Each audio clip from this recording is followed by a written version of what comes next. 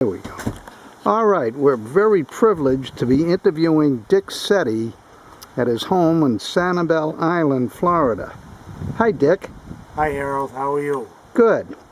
Now, as I recall, Dick, you started GR after the Signal Corps. 2 years in the Signal Corps. After Northeastern University. 2 years in the Army.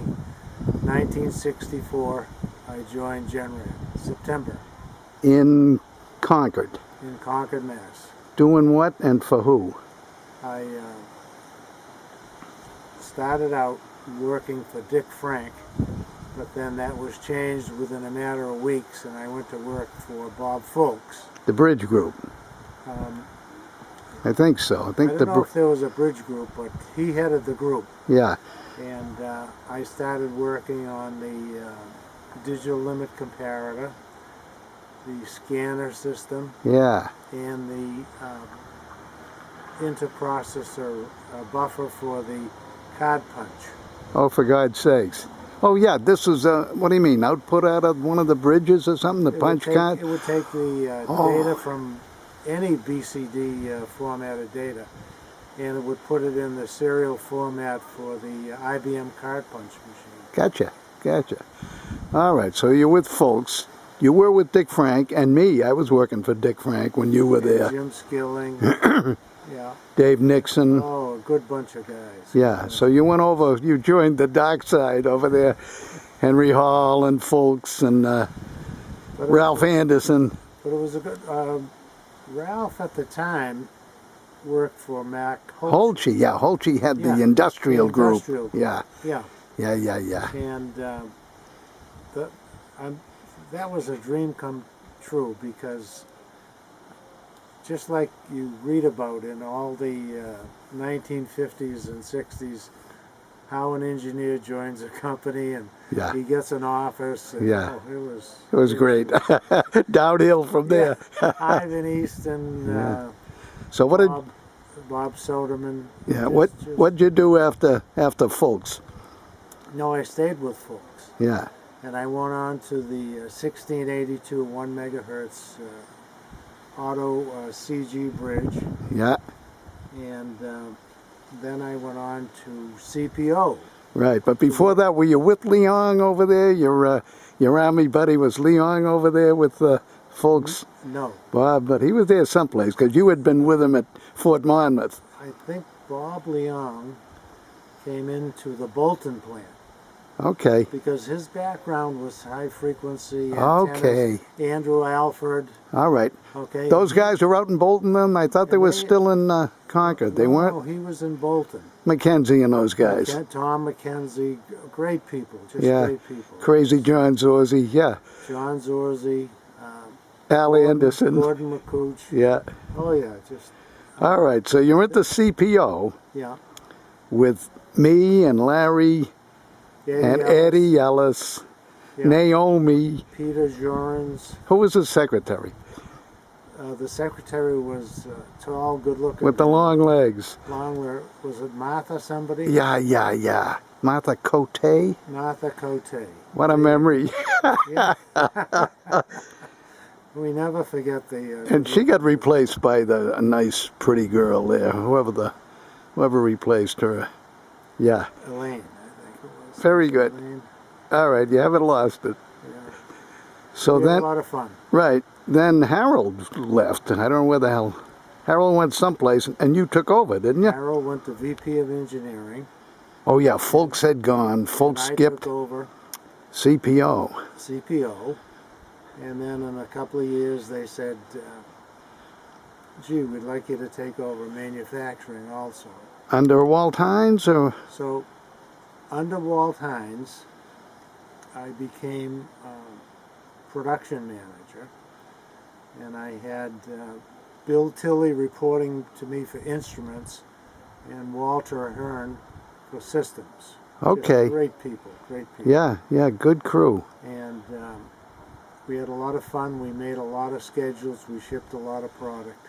Right. They were the fun years. Yeah. Now, where did you develop the SETIgram? Was that back in CPO? In CPO.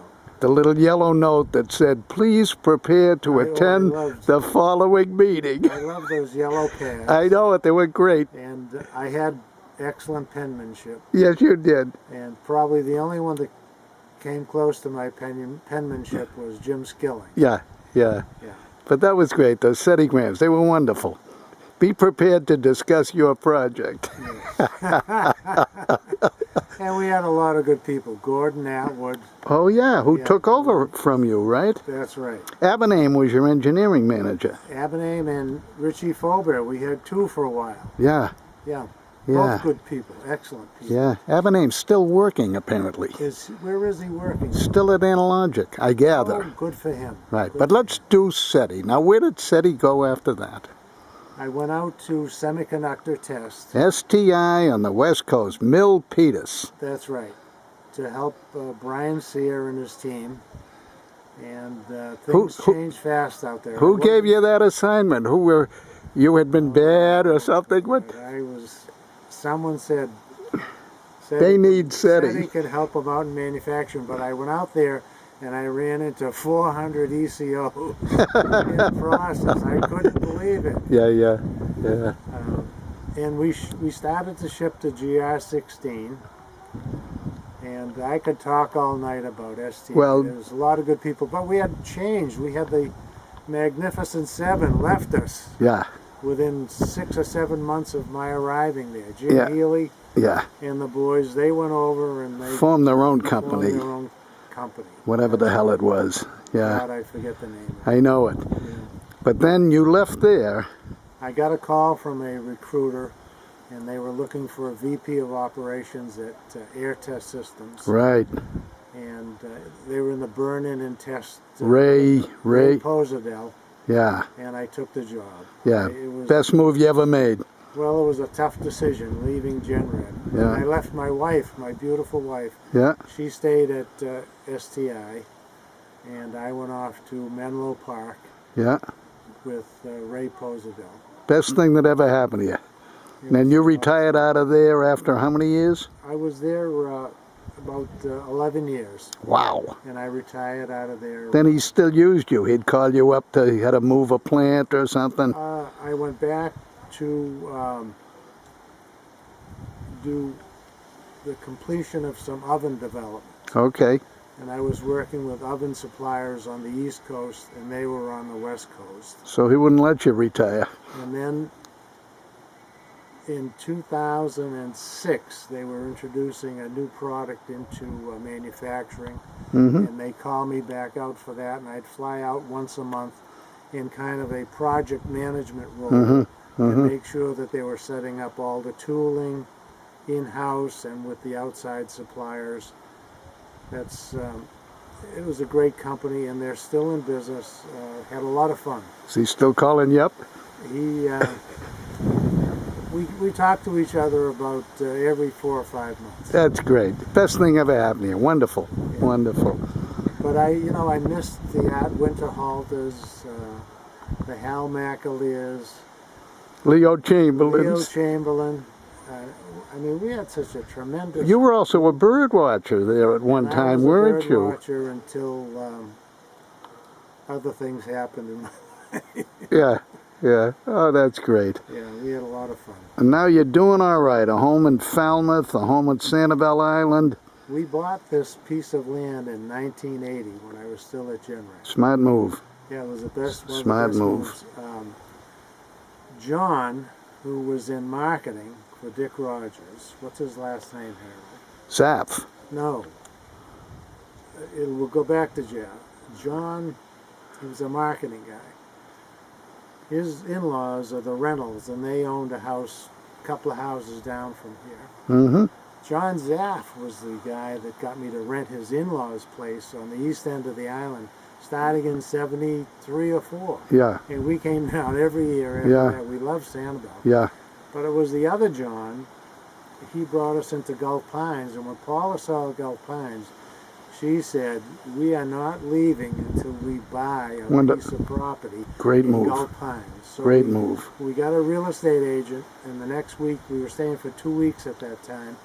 The next week, we came out and we bought this property. It's wonderful. And the island is wonderful. It's great.